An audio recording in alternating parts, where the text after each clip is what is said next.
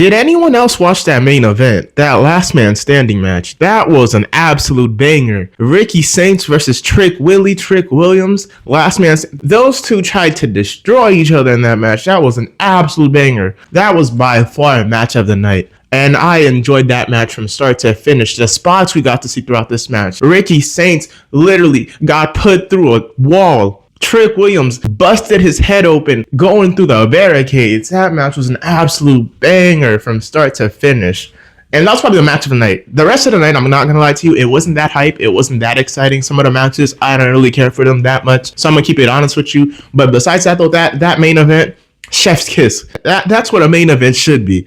I was so excited for that, and it absolutely delivered. That was such a banger. But anyhow, though, throughout the rest of the show, like I said, we didn't really get too much other exciting stuff. The other matches, they were cool. They were there. We got some surprise faces. We got some cool moments, cool spots. But, it wasn't anything too crazy. The main thing for me was that main event. That's what I've been talking about for the past week anyway. And I think we're setting up for Gold Rush. I don't really know what Gold Rush is, if I'm being honest. But we're setting up for Gold Rush right now. So that's probably why the shows are a little bit more laid back. Trying to get the storylines in order, I guess. So that's that. But anyhow, though, let's just jump right into this review. Let's just jump right into this breakdown so it's not too long. But before all that, though, as always, the quote of the day. Quote of the day: love doesn't always arrive with fireworks and symphonies. Sometimes it shows up quietly, carrying groceries, listening to your rambles, or remembering the small things you forgot. Real love doesn't need a stage. It thrives in the background, steady and sure. Love each other with genuine affection and take delight in honoring each other. Romans chapter 12 verse 10, that is your quote of the day. Now let's get right into this video. Let's get right into this review. Let's get right into this breakdown. So on this week's episode of NXT, we kicked off with the calling, and we had an in-ring promo from Izzy Dame and Tatum Paxley. So Tatum Paxley basically came out saying that she loves hearing the sound of her name being announced. She loves hearing the announcement, Tatum Paxley, your NXT Women's Champion. And she could listen to that little speech forever, but she realizes that if she wants to continue listening to it, if she wants to continue hearing it, she has to move smarter with the championship. She has to be more aware. She has to be more cautious with the title. And Izzy Dame went on to double down, telling Tatum Paxley, yeah, you're right, and you have to stop risking the title. Stop treating it like a participation award. Not everybody deserves a shot. Not everybody should be given a shot. If you want to keep this, you got to move smarter. You have to move wiser. Stop handing out opportunities to everyone and anyone. If you want to keep hearing that, Paxley, you know what to do. Stop giving out shots willy-nilly, and that was basically that. And after this, we got an interruption from Fatal Influence, and JC Jane basically came out, and she went on to try to manipulate Tatum Paxley into giving her a rematch for the Women's Championship. And she went on to tell Tatum Paxley, you have to prove to these people that it wasn't a fluke, that you didn't win by sheer luck, by chance.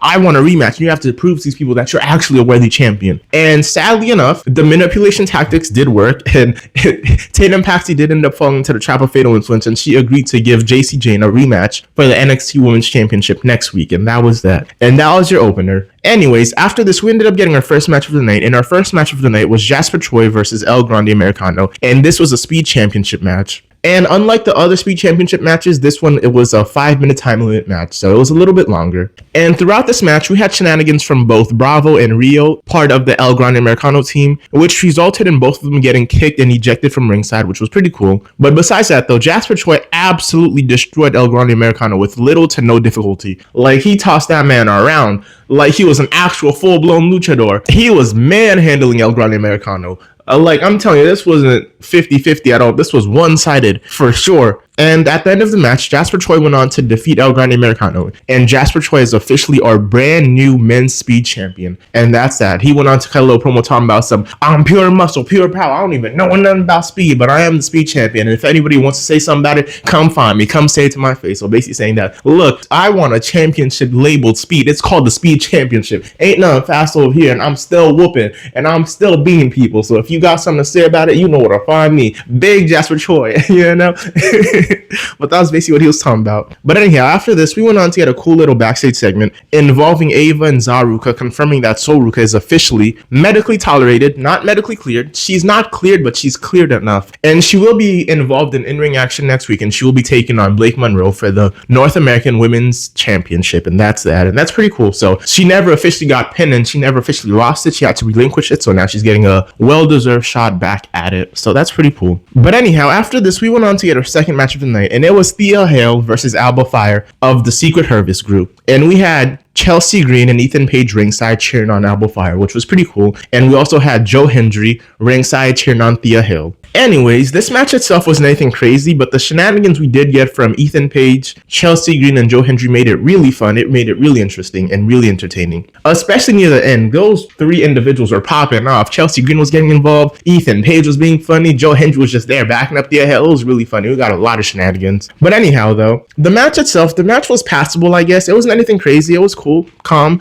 It was passable. But in the end, Thea Hill was able to pick up the win over Alba Fire via roll-up, and she ended up beating Alba Fire, and she beat the odds, and she was your unlikely winner, and she defeated Alba Fire fair and square cleanly, and that was that. After this, we went on to get a cool little interview segment involving Blake Monroe. So Blake Monroe was basically interviewing herself. It was a Blake Monroe interviewing Blake Monroe interview segment. What a mouthful. But that was basically that. So we got to see two different versions of Blake Monroe. We got to see the glamour. We got to see the darkness. And she was basically talking to the darkness, fighting against the darkness. She didn't want to let the darkness in. And the darkness was convincing her that if you want to hold on to this championship, if you want to be dominant, if you want to be respected, you have to let me in. And it was basically that. And the darkness was telling her that, look, you're holding the championship now. Even you don't believe you're champion because you won it, but you didn't beat the champion for it. You won it after she relinquished it. Nobody believes that you could beat Sol Ruka. Now you got to prove it. So in this little promo, in this little segment, in this little interview, we got to see optimism from her. We got to see doubt. We got to see malice. We saw deception. We saw anger. We saw fear and everything in between. She was just questioning herself. She was questioning her character. And in the end, she did agree to let the darkness end, let the darkness take control. So it's pretty cool. It's kind of like what they've been trying to do with Bayley, but better. So yeah, but anyhow, that was pretty cool. I did enjoy it. After this, we went on to get an in-ring promo from the young OG, Javon Evans, and he was basically coming out here to address the whole John Cena tournament situation and also the future. So he came out basically saying that he's involved in the John Cena Last Time Is Now tournament, and to be honest, he's nervous. He's nervous for the match. He's going to be at Madison Square Garden. The building is older than he is. He's going to be 21 years old, facing off against Gunther, the ring general, and Madison Square Garden. He was talking about he's nervous. This is a big stage. This is a big opportunity. He has to show up and show out. And that was basically what he was saying. But he went on to say, but that's neither here nor there. That's besides the point. Tonight, I'm coming out to talk about something different. And he went on to bring up Leon Slater on the big screen. And they're basically talking. And he told Leon Slater that him and Leon Slater will be facing off against Dark State next week for the NXT Tag Team Championships. And that was that. And that was his big announcement. He got the opportunity. And him and Leon Slater will be facing off against Dark State. And that was that. And Dark State heard that nonsense. And they were like, I'm not standing for this disrespect at all. They came out to make it clear that they didn't agree with this, but they're still going to step over Javon Evans and Leon Slater.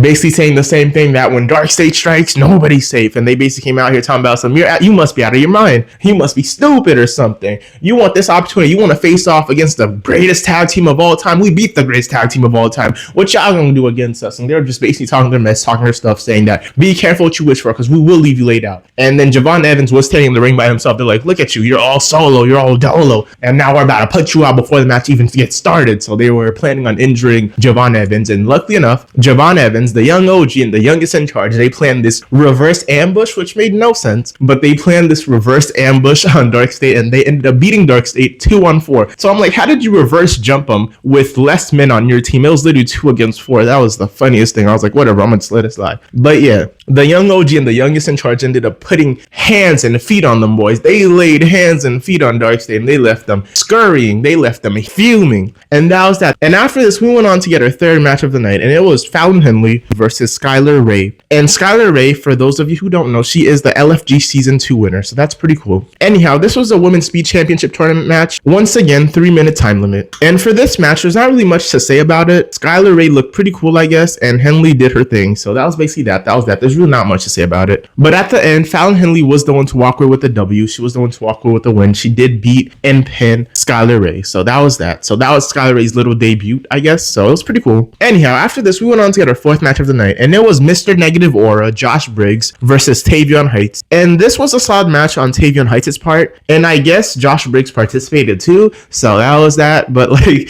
all jokes aside though, both men did a pretty decent job in my opinion. This was a pretty solid match. And Tavion Heights, as always, he brought his speed, his aggression, his explosiveness. He brought the focus. He brought the intensity. So it was pretty cool. And Josh Briggs brought Josh Briggs, as always. But anyways though, at the end of the match, Mr. All Bark No Bite ended up eating the pin and he ended up losing. And Josh Briggs got pinned and defeated by Tavion Heights fair and square cleanly. So Mr. All Bark No Bite, Mr. Negative Aura lost one more time. So that was that. And after this, we went on to get our main event. And the main event was whoop that trick, whoop that trick, oh yeah, whoop that trick, I like it. It was Trick Williams versus The Revolution, Ricky Saints, in a last man standing match. And like I said at the beginning of the video, this was an absolute banger. This was an absolute treat. Throughout this match, we saw kendo sticks, we saw trash cans, we saw steel chairs, we saw trash can lids, we saw steel stairs, we saw Trick Williams getting busted open, we saw Ricky Saints getting put through a wall, we saw Trick Williams getting put through the barricade. It was a crazy match. This was really fun. This was really entertaining. And this was an absolute battle. This was a war. These two went at it and they tried to destroy each other, tear each other limb from limb. This was such a banger. And these two men put on an absolute clinic tonight. These two ended up fighting all over the arena. They even fought into the fans area, and we got a crazy spot where Trick Williams got speared from the stands through the announcer's table, and that was how Ricky Saints was able to beat Trick Williams. He literally speared him